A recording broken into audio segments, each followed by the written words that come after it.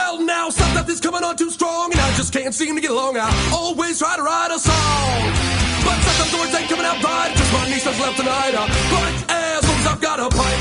Let's go. Hello, Internet, and welcome to yet another exciting episode of You Can't Brew That on Television. We are your hosts. I am the Reverend Ryan Bonner. And I am Kyle Judge Dredd LaPointe. Or is it Judge Dredd or just Dredd? I think it's just Dredd. Just Dredd. Kyle Just Dredd. JD for short. And I am Ryan Falk.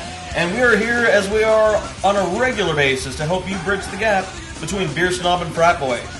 Guys, we've got a lot of food in front of us. We have a lot of beer in front of us. We have our third co-host in front of us. Kyle, what the heck's going on, man?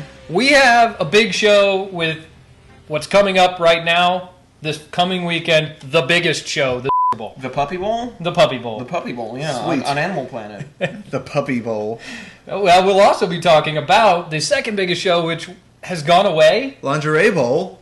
Third biggest show. Well, I guess behind Puppy Bowl, so we're going to the fourth biggest show, which would be the Bud Bowl. Oh yeah, let's hit the Bud Bowl. I mean, who ever lost track of the Bud Bowl? Those were a lot of fun, actually. I really enjoyed those. Oh, man. And we'll talk a little bit about Blue Bonnet, what Bono and I put in bottles. And then we'll... Water? We'll also do a couple more tasting reviews of some beers that are special to learn about. Special beer, scan barcode below. Yes. So I'll pop the top. Will you pass this over? Tell us a little bit about this beer that you brought. I bought it at a store. Okay, yeah, that's a good place. They sold lots of beer there. As you can tell, I'm more the frat boy component of this. What drew you to this particular beer? What about this beer made you say, I want to buy some of that? Well, I was looking at it, and I'm mostly frat boy here, but I do think I like to have. I keep track of beers I've drank and haven't drank, and I certainly have never heard of this one. And by this one, he means New Albion Brewing Company, New Albion Ale. And the sweet boat on there, all sailing water and stuff. It's kind of nautical. Kind of very nautical, Just kind of, how we do. But upon closer review, it is sponsored in some way, shape, or form by the Sam Adams Brewery. Without investigation, I would say that it has nothing to do with it, except maybe Kyle brought up that maybe is one of the breweries that Sam Adams sponsored, because it has almost a little or no trace with Sam Adams on it, except on the brim, on the side of the box, and on the top part of the label, it just has a quote from Sam Adams. This beer is I think that's basically what it is. Answer to Third Shift Amber Lager. Oh man, that was there too. Craft beer. And I was laughing as I saw it. So this is, while I came from a long line of brewers, one of the people who inspired me was this guy named Jack McCluyef. And Jack McCluyef, I believe that's how you spell that, pronounce that, started some craft revolution in Sonoma, California. His first brew was this. Started it all, brewed solely with Cascade hops, which I didn't really catch that so much. Neither did I. I was expecting earthy, spicy. Yeah, I was expecting a little different. The way they got the piney character out of the Cascades, I've never really gotten that. So, it's kind of interesting. But I think that they basically brewed this as an honor. They made this beer to say, hey, you were the one who got me started, so we're going to make an entire new brand. So we're drinking Sam Adams' new brand. But we have... We got a lot of food in front of us. And as we mentioned, the Super Bowl is coming up. So there's going to be a lot of Super Bowl food you're going to be eating on Sunday. And we've got some Super Bowl beers. This is drinkable beer, though, man. It's not bad. This is drinkable beer. Yeah, this is nothing special American ale, right? This is... You wouldn't go out and clamor on the rooftops that you made this beer and it's the best thing in the world. But if you made this in 1976, you would cry out to the world that you made the best beer in the world. Because at that time, it probably was pretty freaking good. Billy D. Williams would be delivering this to your doorstep. In a Millennium Falcon? Yeah. Well, he did the Colt 45 commercial. That's true, he did. What were those? Colt 45. And he's all going to some garage door. Or is that a different guy? That's a Sam Adams. No, that's Samuel L. Jackson. Sam Jackson? Sam Jackson ale. It'll get you drunk! So we've got some spicy food in front of us. Mm-hmm. And for spicy food, we always talk about pairing. We always talk about the 3 C's. The 3 C's. Cold, carbonation, and hops. Now... like what we did there? You like that? Huh? So, cold carbonation and hops do different things to spice. So let's talk about what are cold and carbonation. I'm eating a spicy hot wing here. What is cold and carbonation going to do to that spice? He was asking you. Oh, it's gonna make it better. So basically, cold and carbonation is going to help you by lifting some of the fat and some of the spiciness off your tongue from like a wing. I mean, that's a perfect example. The carbonation is going to do that. It's going to help kind of peel that away from your taste buds. And the cold is going to numb your taste buds a little bit, which is going to make it a little easier to handle the heat. In Bono's world, these are probably like 9 out of 10. Like No, these actually aren't that bad. No, they're not. They're pretty good. I'm kind of surprised. That's another show. We need to have like a hot off, like so you can eat the hottest stuff. I lose. Oh, okay. This year, I posted a rare posting on Facebook here recently asking if any of my friends knew how to grow seeds indoors. And of course, all of my friends that I've ever known to have grown or sold pot responded like, so, what you got going over there? I know you got an acre and a half. So, bro, No. I'm planning to grow hot peppers. I'm planning to grow about 48 plants of hot peppers. So we could really do a fresh from the garden, insanely hot pepper contest where we could just eat fresh from the garden. It'd be a lot of fun. I would love that. Sounds like a lot of fun. I myself have a particularly hot taste for the hot and redundancy. I like that too. And if you get that weed thing going, Right. Yeah. Then we could do that too. We got a weed I would off. definitely lose the weed off. Maybe Willie Nelson will show up. But no, I like it, man. Decent wings. When this is totally in my diet because I'm not supposed to have vegetable oil, flour from refined grains. I'm not supposed to have high fructose corn syrup. Not supposed to have chicken that's laden with hormones. So I mean, this just about nails it. It's like everything I can't have. So if I'm going to jump off the wagon, it might as well be a fast wagon. Might as well jump face first. Yes. they're part of Wingstop's all-new, all-natural line. Yeah. They're 100% organic. Oh, really? Straight from the ground to your mouth. Yeah, $20 or like $5 for 20 of them. They use It's nothing- so fresh. No They use nothing overhead. but non-GMO seeds to grow these chicken wings out of the ground. So a little about this beer while we finish. Looks like we're probably going to finish this up here in a minute. What is this just exceptionally ordinary to you? Or does nothing stand out? Yeah, pretty much. Which is a good thing and a bad thing. Yeah. Yeah, I mean, there's some subtlety in there. Yeah, it's a good beer. It's a really good beer, but it's not great beer. You can't go wrong with drinkability. No, this beer, if I bought this and I brought it home and put it in my fridge and had a bottle, I would probably have 2 that night. Maybe 3, depending on how drunk I wanted to get before dinner was done. But It seems surprisingly Pre-eat clear dinner? for how hoppy it is. well, that's not an uncommon thing. You can hop a beer without having it cloudy, and you can filter a beer afterwards. You But can triple hop a beer. That's true. a lot of times the Which really brings up a hoppy good beers, the point. IPAs, will have a ton of hops after the brew. So after the boil, after the fermentation, they'll put it in as a secondary. And when you do that, when you dry hop a beer, it's tough to get some of that hop character out of there, some of the resiny residue. That's weird, resiny residue. Resiny. You like redundancy too. Golly, it's We're in some of quite that a- redundant resiny residue. Wow, say that 3 times I fast. like redundancy. So, no, I drink this beer. It's good, man. I appreciate you bringing this over. It's fun. Hey, in chat, Dependence Day Jen was asking, back on the pepper topic, about the chili pepper beer. Are there... You guys have done iron mashes with pepper. We did Iron Mash with Serrano peppers one year. Are there That any was actually the major winning craft beer. breweries that do a Yeah. pepper kind of beer? There are definitely- I Rogue does their Chipotle porter, I think Chipotle stout. How does I that think work? it's a Chipotle stout. I'll eat something like anything that. with Chipotle and even Jack in the Box. Yeah. I'll even eat Chipotle with Chipotle sauce. There's some like relative of Corona that does a beer with a jalapeno in it. I had a ghost pepper beer one time, Oh, wow. and people were like, "Here's a ghost pepper beer," and they were giving it out in like little sips, and there was about this much left in the bottle, so it's about 1.5 ounces. And they gave it to me, thinking I was going to take a little sip, and I went, tilted it back, took it. It was pretty hot. I'll be honest, it was really hot. But He's not supposed to drink that! yeah, and they were like, "Oh, he's going to be really upset," and then I walked off, and I was okay with it.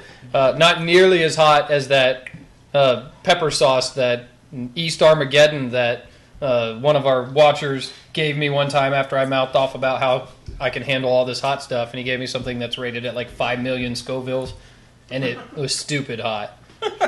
Of course, even in that time, I went, "Oh, they're like put about this much on. And I was like, I'll put about 3 times that much on because I'm just that much tougher than you. And 30 minutes later, no ranch left in the vegetable bowl. I'm cleaning it out. I'm eating all the broccoli and scrubbing my tongues. I'm pretty sure I drank a 6-pack of beer just trying to kill the pain. It was quite excruciating. You know when it says to keep away from sensitive areas of your body? Mm-hmm. I have a funny story that I'll tell you sometime where I got that in the most unfortunate of places. Which place would that be? Your eye? Inside of your nose? Not so much my eye or my nose, but that's the fun part of telling that story. So we'll get there sometime. Sometime we can't talk right now. You just let us in with a really good story. Okay, well, I was in. You guys have never done a show with Ryan before. So when you eat hops with hot, spicy stuff, what do the hops do for you? We always like to pair hops with spicy hot food, and I'm asking you this as you're finishing a wing. So, what are the hops going to do for you as they mix with that spice, that heat? Well, it's a bitterness thing. So the bitterness reflects a different part of the tongue, so it kind of activates a different part of the tongue. Plus, it's a very strong flavor, so it can kind of overpower some of that heat you're having. Yeah. But the big thing is, it's another different big flavor. And so it works really well. Excellent. And we've got another hot one over there. I've always found that hops tend to accentuate heat as well. I think that's true. I think it brings out. I think it lets. Because I think the warmth in the hops really comes out with hops tend to accentuate most spices, and then you introduce them with hot spices, and that just. If you're eating something that's just on the limits of too hot for you, like this is on the limits of being too hot for me. If I had something really hoppy with this, this is on the limits of being hot enough for me to be considering hot. For the online audience, in summation, the Dogleg Russian Imperial Stout entry for this year's Blue Bonnet. All I got to say, gentlemen, is I hope you lose. And I hope I get to judge the beer that beats you, because this is freaking amazing. Awesome, man. Zangief's going to come and bare his chest. Bare his bare chest and judge it. You will like and he's going to pile drive you. By the way, dude, you of all people will like what I named this beer into the competition. Russian Attack. Yeah. Good throwback. Yeah, man, that's a great throwback. I named my milk stout Milk Lemonade. What? Milk Lemonade?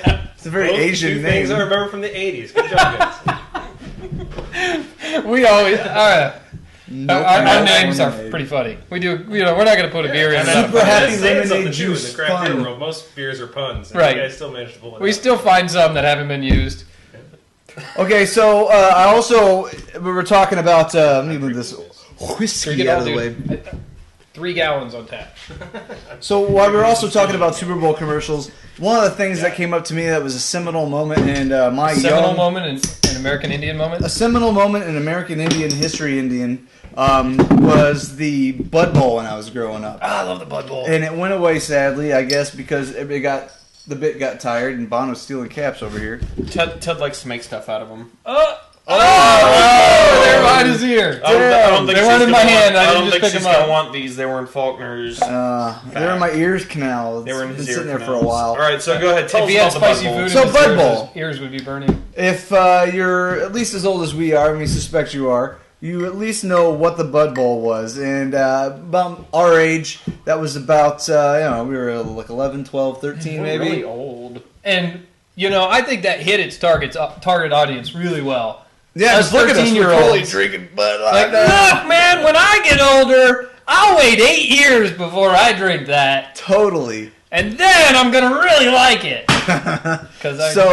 Yes, the Bud Bowl, man, I know whatever happened to it, I just said, but dude, how awesome was the Bud Bowl whenever, What happened to the Bud Bowl? Oh, they probably just got tired of it and just like, we need to move on to something else like Budweiser frogs. It's kind of like Family Guy where they're like, this obviously isn't working, so we need to get rid of this. Do you Okay, also that's think a that second the dot watch- race is awesome? Like What? At the ball game, do you think like the dot race is awesome too? That should never go away. It's about the same thing to me. I don't know. Yeah, but it's just a filler. Watching fake beers play Look, games, I like always the same as want to watching see dots run a race. fake All beer right, bottles all right. fighting each other in football. I think that they need to integrate they build these fancy new stadiums, right? Yeah. They're fancy, they're new, so they must be cool. Why can't they bring a button. You just need one. Well, you could use 3, but all you really need is 1. You just need to register which dot you want to go, and you have to help in the communal button mash. Oh, yeah. It sounds very Oprah-esque. Everybody would be like, oh, come on! Come on, orange! Spamming the buttons. Right. Just like, everybody's hitting them as hard as they can and just going. like I old think school that would Nintendo, be... you're just like... That would be a lot of fun to be sitting in that. So you're watching the Bud Bowl, and the audience would be like one side of the stadium would be for the Bud Light, one side of the stadium would be for the Bud, and the whole commercial would be based on how much they were pressing the button the entire time. Yeah, Budweiser right tackle is so dirty. I don't like him at all. That's what we were talking about earlier when we were discussing maybe using this as a segment before we realized we were going to be running over on time anyway. But if it was like the Bud/Coors Bowl, do you think it would be a really dirty football game? Yeah, like, because like me and Kyle were talking, it was like the Bud and Bud Light. It's like an inter-squad rivals. scrimmage. Yeah. They're just like, hey, man, no big deal. We're both It's on a the same red-white team. game. I want to see, like, Miller Lite and Coors Light. Right. Just like the war by the shore, and then there's no shores. You just see them grabbing label. I want to see Keystone and Miller High Life. The straight Thug Bowl. The straight the Thug Mickeys Bowl. and Said the Old from English. a true Miami fan. The Mickeys and the Old English. Is that like Miami versus SoCal?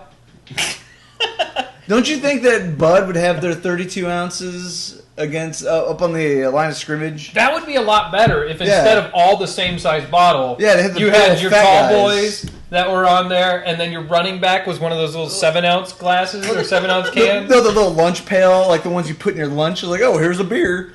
Put it in your lunch, honey. Wide receivers were those new thin cans that they made. Yeah, and the quarterback's just a regular tall boy, because Right. of course he needs to He's have a the height 24 that's ounce of tall the boy. lineman. So what did we learn tonight? Well, we learned that the Bud Bowl needs to come back. Right. The We commercials learned- need to get better. We learned that this show sucks. I don't know. This wasn't a terrible show. We did eat for almost the entire duration of the show, which I would think that most wise television and or radio broadcasts would not eat the entire duration of Yeah, the show. well, yeah, of course. That's Well, why we're they're making professionals. money and we're Right. not. We're professionals. We managed to keep talking despite having food in our mouths, which is very professional. And we didn't even open up our second beer of the night, which is the Alaskan Bono IPA. did. Oh, Bono cheated. Bono chugged his Bud Light. Don't now you he's tell me on what it his- tastes like, jerk. We're waiting. Go ahead. It tastes like hops. Hops. The Alaskan IPA is an amazing beer. I'm glad you brought it over, and I will have 3, 4, or 8. It's Alaskan Brewery. Benny Keith, thank you for grabbing them and bringing them home, because I know they claim their home is Alaska, but we understand that their home is truly Texas. Are they? Texas. What? No, their home is truly Texas, because Texans appreciate wild frontiers. We were also invaded by another country, just like Alaska. It's one of the only states. Cuba Rico. It's like one of the only states. Whoa, in America. whoa, whoa, Did you we guys got know that? defector over Speaking of here. Russian Imperial Stouts that we didn't talk about because you guys won't ever see that 4 minutes. But the Russians actually invaded Alaska during World War I of those. World War One of those. It had to be one because I don't think they did anything in No, two. it was The Russians attacked us in the middle of no, World it was War actually II. it was actually We were Japan. bastards. It was actually Japan, and it was during World War II. They invaded. On the Russians. Good night, everybody. Good night, everybody. There's a one thing I've said, though I'm not known to be wise. When I hear someone crying out, lamenting, I just look them straight in the eyes and say, Oh God, that is awful. oh, you're not the only one who ever came up from nothing, Lord, and you're not the